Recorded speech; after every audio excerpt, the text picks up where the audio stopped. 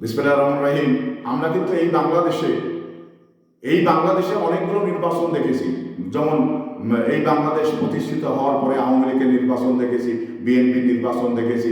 জামাত ইসলাম কখনো এককভাবে নির্বাচন করতে পারেনি।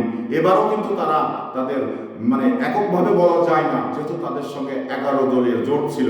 তো সেক্ষেত্রে তারা যে আশাব্যঞ্জক সিট পেয়েছেন, তাদের ক্ষেত্রে এটা যথেষ্ট পাওনা হয়েছে। তারপরেও কিন্তু জামাত সন্তুষ্ট হতে পারছে না, কারণ এই জামাতের নজির রয়েছে, একা নির্বাচন করে 3টা সিট পেয়েছিল।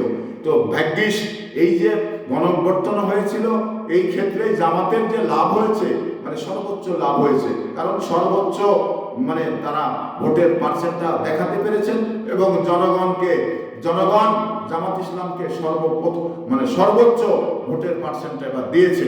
তো তারপরেও জামাত ইসলামের নেতৃবৃন্দ, জামাত ইসলামের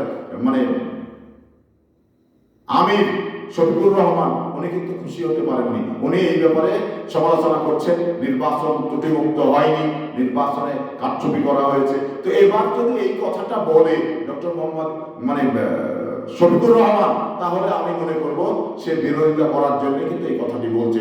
আদৌ কিন্তু নির্বাচন সারা বাংলাদেশের মানুষ দেখেছে, সারা বিশ্বের মানুষ দেখেছে, এই নির্বাচন ত্রুটিপূর্ণ নির্বাচন হয়েছে, কারণ এখানে কোনো কারচুপির ব্যবস্থা নেই এবং ইঞ্জিনিয়ারিং পদ্ধতিতে নির্বাচন হয়েছে। এটা কোনোভাবেই বলা যায় না, কোনোভাবেই এই কথাকে গ্রহণযোগ্য করা যায় না।